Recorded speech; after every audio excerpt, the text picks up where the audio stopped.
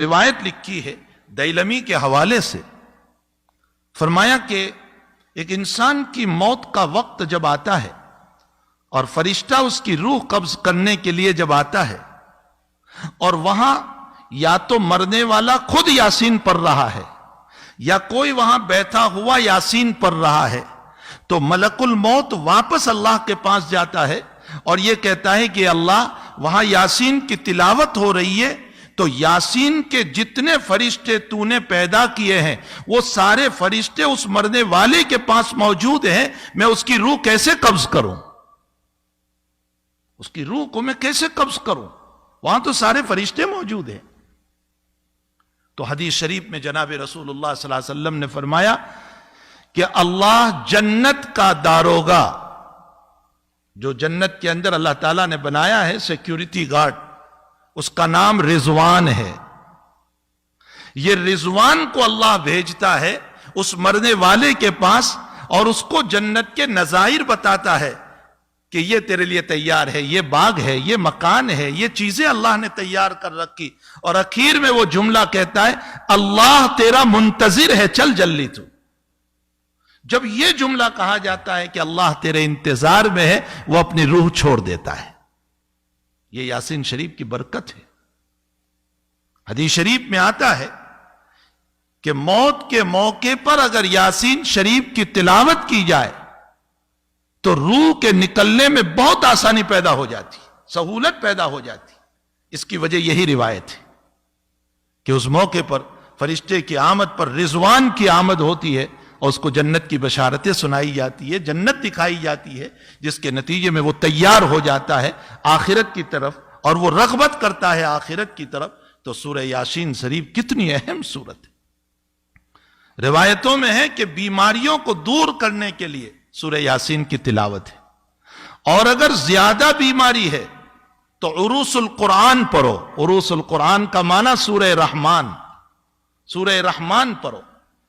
اور اگر لا علاج بیماری ہو گئی، ڈاکٹر نے منع کر دیا کینسر ہے اچھا نہیں ہوگا، ایڈس ہے اچھا نہیں ہوگا، فلاں بیماری ہے اچھی نہیں ہوگی، یہ وبا چل رہی ہے اور لنگز سارے ڈاؤن ہو چکے ہیں، اب یہ اچھا نہیں ہوگا، تو اللہ کے حبیب نے فرمایا سورہ تغابن پڑھو، اللہ لا علاج مرض کو اچھا کر دے گا۔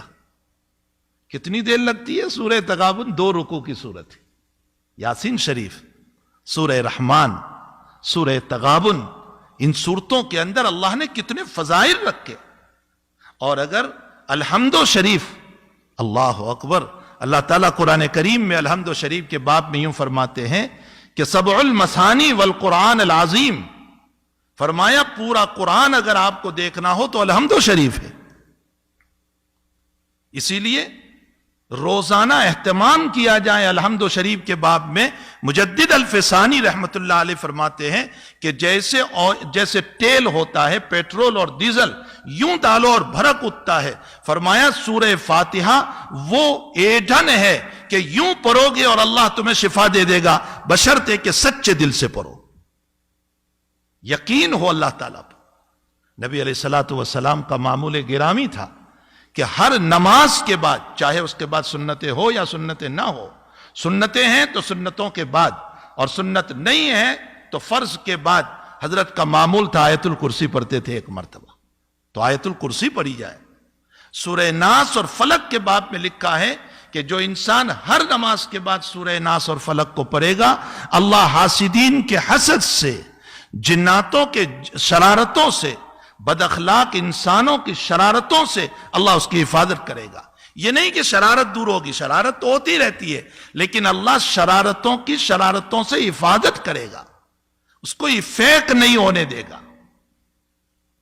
ایک حدیث شریف میں حضور پاک صلی اللہ علیہ وسلم نے فرمایا اگر تمہاری دنیا کے باب میں مسئلہ یہ ہو گیا کہ آمدنی کم ہو گئی، حالات ٹھیک نہیں ہے، ضرورتیں پوری نہیں ہو رہی ہے، آج سارے لوگ کہہ رہے ہیں نا ضرورتیں پوری نہیں ہو رہی ہے، آمدنی کم ہو گئی ہے، دکان ٹھیک نہیں چل رہی ہے، جاب نہیں مل رہا ہے، پریشانیوں میں مبتلا ہو گئے، اللہ کے نبی فرماتے روزانہ سورۃ الواقعہ کی تلاوت کرو۔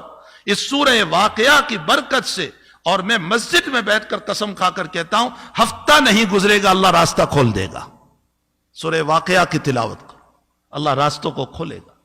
جگہ جگہ جگہ جگہ ہمارے پاس علاج موجود ہے اور ہم صرف چلا رہے ہیں کہ یہ ہو گیا, وہ ہو گیا, فلاں ہو گیا, بیماریاں ہیں, مصائب ہے, حالات ہیں.